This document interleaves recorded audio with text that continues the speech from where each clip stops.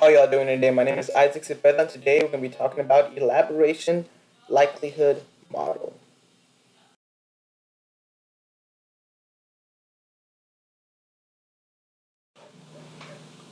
Now, before we move forward with the theory, I want to quickly outline the course that this video is going to take. I'll provide you with some background information, key figures and suggested readings, definition of ELM and its main points, and I'll apply the theory to help you better understand what ELM is and how it's used to predict changes over a period of time, and the likelihood of cognitive elaboration of persuasive material. So who developed ELM and when? Richard Petty and John Cacioppo, both social psychologists from Ohio State University and University of Chicago, respectively, created ELM, or elaboration likelihood model, together. They started developing around 1970, publishing most of the work in the mid 80s, most notably 1986, when they published Communication and Persuasion, Central and Peripheral Routes to Attitude Change. Now, I have a picture of John Cacioppo there. I couldn't find one of Richard Petty, and that other picture I have of the book is the book that they published that they're most known for.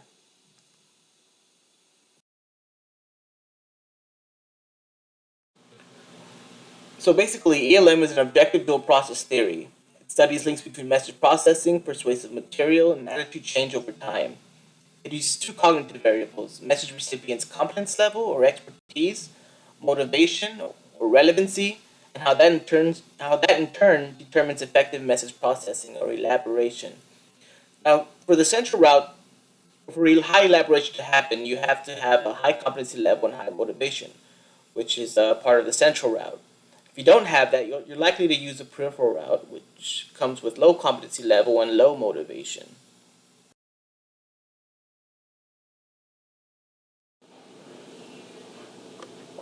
So the central route. When is somebody most likely to use the central route, and how are they likely to use it? So let's say an individual is highly motivated and he's highly competent. What's he going to be looking for when he's looking at an ad or listening to an argument?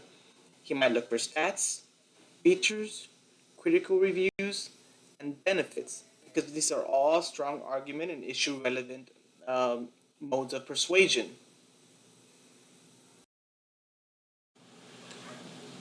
Okay, so let's begin with stats. Stats are important because they utilize verified correlations to assist in decision making. For example, I'm going to start Des Bryant in my fantasy league because he torched the New York Giants for 200 combined yards and one touchdown the last time the two teams met. Now, features or specifications in persuasive content appeals only to individuals familiar with their purpose and benefits. For example, a camera with f-stop levels between f2.8 and f22, as opposed to f2.8 and f18.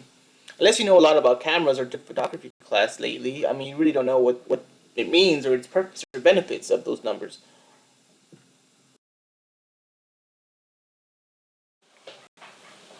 Now, when it comes to central route, critical reviews are also a recourse that people can use, or people who want to persuade others to use.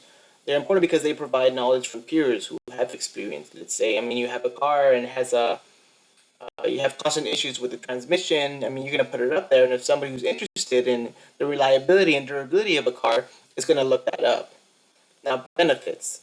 Listing the benefits of your stance or product also uses the central route because it necessitates a need for the audience to consider the product from an evaluative perspective.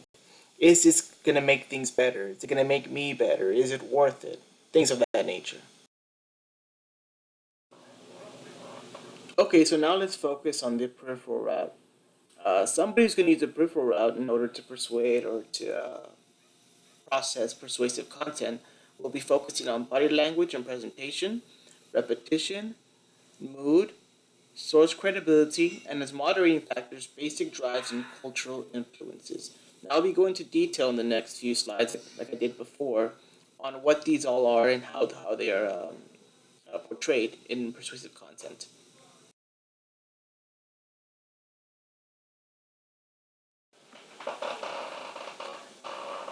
Okay, so let's break it down again. I'm going to start with presentation and body language. So here we have this gentleman. He's in a suit, and he looks confident, trustworthy, and successful. And because of that, we might listen to what he has to say. We might even buy that suit because that's what it portrays.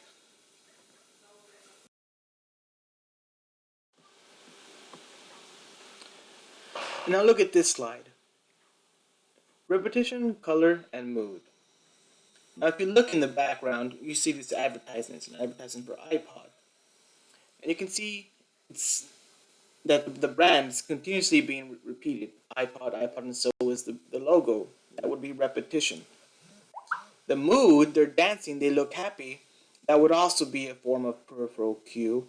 And the color, which is with they're all black, it kind of maintains that structure, is another form of repetition. So which is a peripheral cue in itself as well. So these are all methods of the advertisement companies use that implement the peripheral route of persuasion.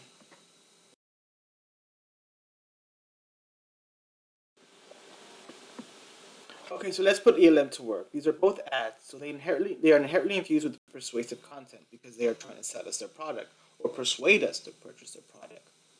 In the first ad, which is on the left, we have two small light storage bags that are being compared.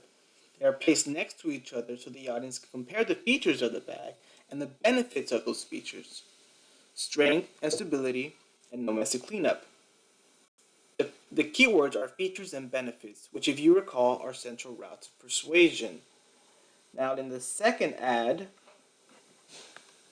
we have this gentleman, and notice the lighting. It's a little dramatic. So, what is that already doing? It's setting a mood. And of course, there are cultural influences going on as well. Men are supposed to be rough and powerful and fearless, and here we have this gentleman in somewhat of an aggressive tone, uh, um, a punching bag in the back, and he's taping up his hands as if he's about to exercise or get into some sort of conflict, which in itself is already using a moderator and peripheral cues.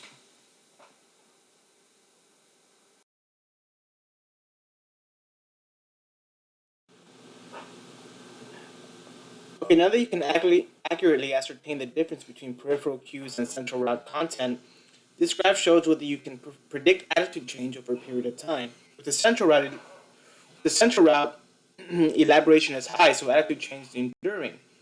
Instances where the peripheral route was used, attitude change is hard to predict, and that is pretty much ELM.